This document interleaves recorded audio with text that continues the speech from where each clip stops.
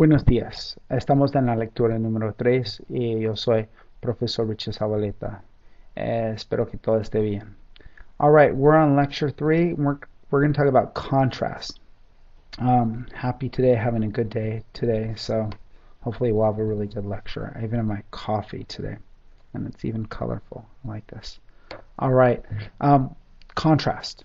Um, my analogy, love analogies, just part of the course. Talk about contrast in Latin America and specifically in Mexico. And Mexico is famous for contrast. As outlined in your lecture, we talk about contrast in ecology. You have deserts to the north and pretty harsh deserts too. All the way to the south where you have lush jungle, you have ruins, and you have monkeys and toucans. I've seen the toucans before. It's amazing, and it's absolutely it's wonderful. So you have that contrast. You have contrast in buildings. You can have ruins next to colonial architecture that's a few hundred years old, next to modern day skyscrapers. So you have it all in Mexico. You even have economic diversity. You'll have the rich right next to the poor. And so there's contrast on all levels in Mexico. And I think that's an interesting way to start off this lecture because there's quite a contrast between the imperfect and preterite. Imperfect and preterite is our classic contrast. We have a lot of them in the Spanish language. You'll remember ser and a star. Okay, you remember, perhaps you remember por and para. Okay. So preterite and imperfect are the most famous, though, and they're the most famous because they're the toughest. Okay, and a good part of your Spanish too experience, no doubt, was learning the difference between the imperfect and the preterite. So I would just want to review that with you guys just a little bit, and then I'll send you off to work. The preterite and imperfect, I like to put these into 3 steps. And this is my system. I hope it's clear for you, and this is outlined in your lecture. Step 1 is to decide if it's a one-time event or if it's something continuous or repetitious in the past.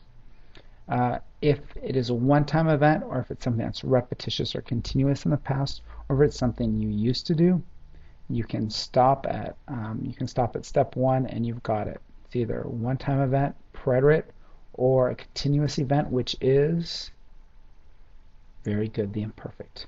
All right, step 2, if it's still not clear, you'll think of it as a story.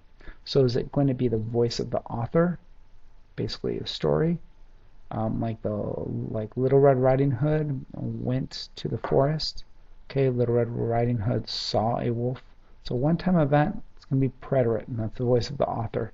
It's the voice of the narrator. If it's a background event, then we're going to go to the imperfect. All right, and you might be thinking, Profe, I don't really understand what a background event is. It seems kind of nuanced. It seems like it could be this or it could be that. So I have an acronym to help you remember what background information is. So if you go to step 1 and it's not clear, you're still not sure if it's preterite or imperfect, and then you go to step 2 and you think, well, it could be background information. It's a date, but I'm not sure if that's background or if that's part of the story. So we would remember eat the claw, and I wrote that down for you. I even said that with an accent. Wow. So eat the claw is down there, and let me go ahead and read this for you. Let's find it in the notes here.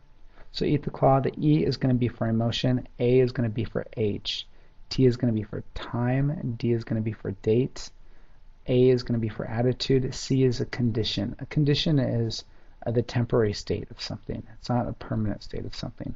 So if you're sick, that's a condition. If you have a messy desk, which I don't, that would be a condition because it's a temporary state of your desk. And L is going to be for location, A is for appearance, W is for weather. So let's say we're talking about weather. Okay, sky is cloudy. You think, oh, sky is in this case going to be preterite or imperfect? Well, if you're talking about weather, which you are, you're going to put down imperfect. That's going to be background information in your story. So I hope that's helpful. Step 3. Step 3 is another situation where we need to use preterite and imperfect, and this is the idea of a continuous action that is interrupted. by the preterite. So continuous action is going to be your imperfect, and it's going to be interrupted by a preterite. A good classic example of this is saying something like, I was reading when the telephone rang. So you could say, yo leía or yo estaba leyendo cuando sonó el teléfono. Okay, so this is the idea of I was reading, yo leía, or yo leí un libro cuando sonó el teléfono, when the telephone rang. Good example of that. Those are your three steps or three keys to determining which one to use. The last thing we learned in this chapter was reviewing the participle. Participle is a great word to use, something to impress your parents by. Please use it, and please use it with English teachers. They love that. They love it when you use words like that. Participle are words like done, finished, eaten.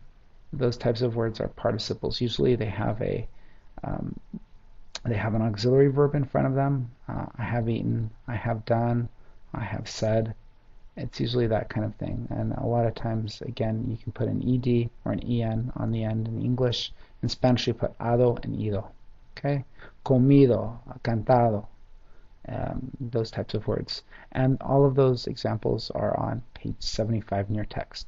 Hope you're having a great day today, and email me for any questions, or email your instructor for any questions you might have. Thank you.